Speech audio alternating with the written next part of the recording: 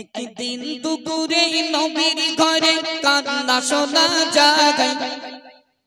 একদিন দুপুরে নবীর ঘরে কান্না শোনা যায়।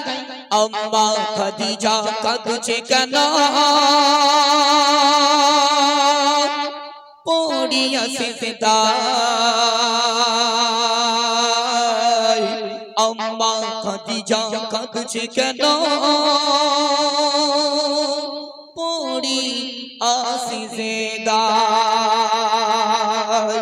মন্দির শুনতে মায়েরা আপনারা আপনার স্বামীদের সঙ্গে কেমন ব্যবহার করেন আর আম্মা জান খাদিজা দয়াল নবীর সঙ্গে কেমন ব্যবহার করেছিল একটু মন দিয়ে শুনুন। একদিন দুপুরে নবীর ঘরে কান্না শোনা যায়।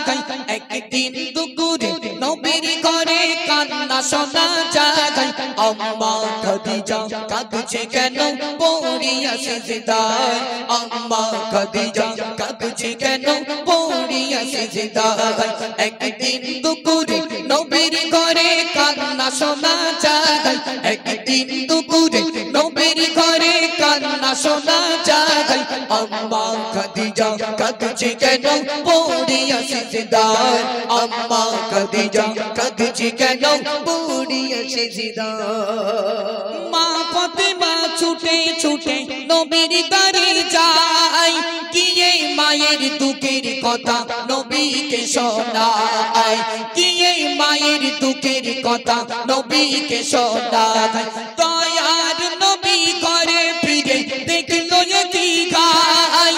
দরজা জানলা বন্ধ শুধু কান্না শোনা যায়।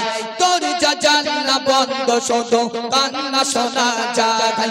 দয়ার নবী ভেবে না পাই কি কারণে ঘায়। দয়ার নবী ভেবে না পাই কি কারণে ঘায়। আম্মা খাদিজা কাঁদছে কেন পড়িয়া সিজদায়। আম্মা খাদিজা কাঁদছে কেন পড়িয়া সিজদায়। একদিন দুপুরে নবীর ঘরে কান্না শোনা যায়। একদিন দুপুরে নবীর ঘরে কান্না শোনা যায়। আম্মা খাদিজা কাঁদছে কেন পড়িয়া সিজদায়। আম্মা খাদিজা কাঁদছে কেন পড়িয়া সিজদায়। দয়ার নবী ডেকে বলে বিবি খাদিজা তোগাই তোমার এবার তুমি খুলে দাও দরজা। দয়ার নবী ডেকে বলে বিবি খাদিজা তোগাই তোমার এবার তুমি খুলে দাও দরজা। তোগাই তোমার এবার তুমি খুলে দাও দরজা।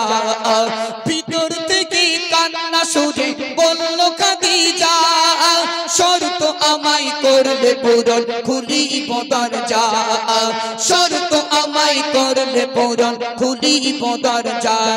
দয়ার নবী ডেকে বলে বিবি খাদিজা। দয়ার নবী ডেকে বলে বিবি খাদিজা সব শর্ত পূরণ করব তোমায় কথা আজ দিলাম। সব শর্ত পূরণ করব তোমায় কথা আজ দিলাম। একদিন দুপুরে নবীর ঘরে কান্না শোনা যায়। একদিন দুপুরে নবীর ঘরে কান্না শোনা যায়। আম্মা খাদিজা কাঁদছে কেন পড়িয়া সিজদায়। আম্মা খাদিজা কাঁদছে কেন পড়িয়া সিজদায়। নবী করিম সাল্লাল্লাহু আলাইহি ওয়াসাল্লাম দৌড়ে দৌড়ে বাড়িতে চলে গেলেন। দরওয়াজায় টোকা দিলেন। খাদিজা ও বিবি খাদিজা কি হয়েছে বলো।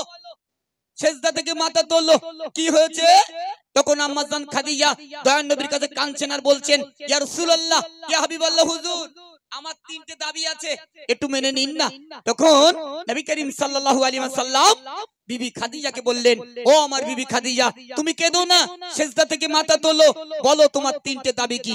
মায়েরা মন দিয়ে শুনুন আম্মা জান খাদিজা দয়ার নবীর কাছে তিনটে দাবি রেখেছিলেন। সেই দাবি তিনটে কি এমডি মতিউর রহমান কি লিখছে মন দিয়ে শুনুন। প্রথম শর্ত হলো আমি মরিব যখন তোমার গায়ের জামা হবে আমার কাফন।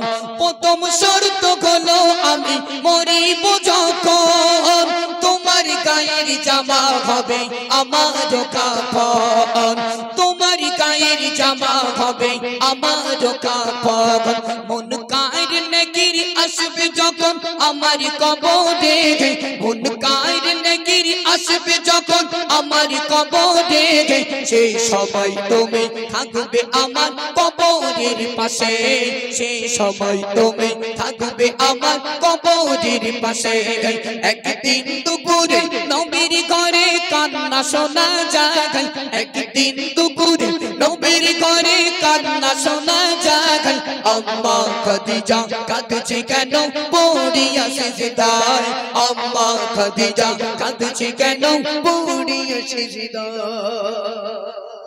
ইয়া রাসূলুল্লাহ ইয়া হাবিবাল্লাহ হুজুর আমার দাবি হলো আমি আম্মাজান খাদিজা যখন মারা যাব আমি আম্মাজান খাদিজা যখন মারা যাব দুনিয়ার কোন দোকানের কাপড় কিনে আমার কাফনের কাপড়টা করবেন না ইয়া রাসূলুল্লাহ ইয়া হাবিবাল্লাহ হুজুর আপনার জুব্বা পাগড়ি মোবারক দিয়ে আমি আম্মাজান খাদিজা আমার কাফনের কাপড়টা তৈরি করব একটু জোরে বলুন চিল্লে বলুন না মায়েরা বাবুন সেই আম্মাজান খাদিজা কবরের ভয়ে সেজদায় পড়ে কাঁদছে আমাদের ঘরে গিন্নিগুলো কাঁদে এরা শুধু মাল নেওয়ার জন্য কাঁদে মার্কেটে যখন ভালো একটা শাড়ি ওঠে এদের মাথায় বাস পড়ে স্বামীদেরকে বলে এই দেখো একটা শাড়ি দাও সকিনার মা পড়তেছে নতুন ডিজাইন বেরিয়েছে দেখবেন স্ত্রী স্বামীর কাছে শাড়ি চেয়ে যদি না পায় বাপ মনে করতে হবে সেদিন বাড়ি আর ভাত খাওয়া হবে না হোটেলে গেছে সারা দিন গুন এত কাজ করতে তাও তোমার হয় না একটা শাড়ি চেয়ে দিতে পারো না এজন্য মায়েদের কাছে নিবেদন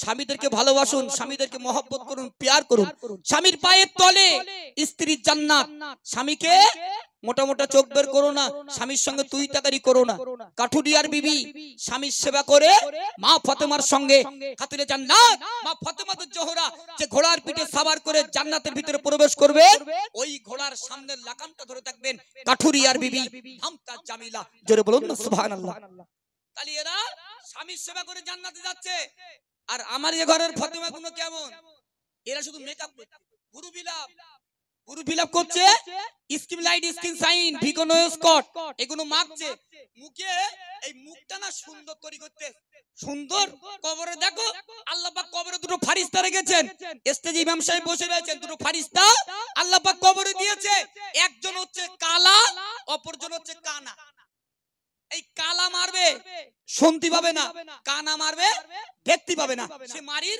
কোনো ব্রেক টেরেক নেই তখন মনে পড়বে মায়েরা তাই তো এমডি মতিউর রহমান এসেছিল গজল আকারে বলেছিল আমরা শুনিনি 18-20 বছর ধরে গজল প্রোগ্রাম করছি আমার ওস্তাদ মুজাফফর একটাই কথা বলতো মতিউর যেখানেই প্রান্তে গজল বলো না কেন গানের সুরে গজল গাইবে না বেশি অংশ গজল দয়ান নবীর এবং আম্মাজান সাহাবা সাহাবীদের জীবন চরিত্র নিয়ে গজল করবে সে কথাটা আজ পর্যন্ত আমার মাথায় রয়েছে চলুন আম্মাজান খাদিজা কবরে চলে গেল তারপর কি হচ্ছে এমডি মতিউর রহমান কি বলছে দেখুন মা খাদিজা দুনিয়া হতে নিল যে বিদায় সব শর্ত পূরণ করলো আমার নবী দয়াময় সব শর্ত পূরণ করলো আমার নবী দয়াময় কবর মাঝে মুনকার নেকি সওয়াল জবাব চাই কবর মাঝে মুনকার নেকি সওয়াল জবাব চাই ওই আরশ থেকে আল্লাহ তাআলা জবাব দিয়ে দেয় ওই আরশ থেকে আল্লাহ তাআলা জবাব দিয়ে দেয় সাইফুদ্দিন আমিনী করছে কবরের ভয় সাইফুদ্দিন আমিনী করছে কবরের ভয় সেই কবর মাঝে আমল ছাড়া কোনো উপায় নাই সেই কবর মাঝে আমল ছাড়া কোনো উপায় নাই একদিন দুপুরে নবীর ঘরে কান্না শোনা যায় একদিন দুপুরে নবীর ঘরে কান্না শোনা যায় আম্মা খাদিজা কাঁদছে কেন পড়িয়া সিজদায় আম্মা খাদিজা কাঁদছে কেন পড়িয়া সিজদায়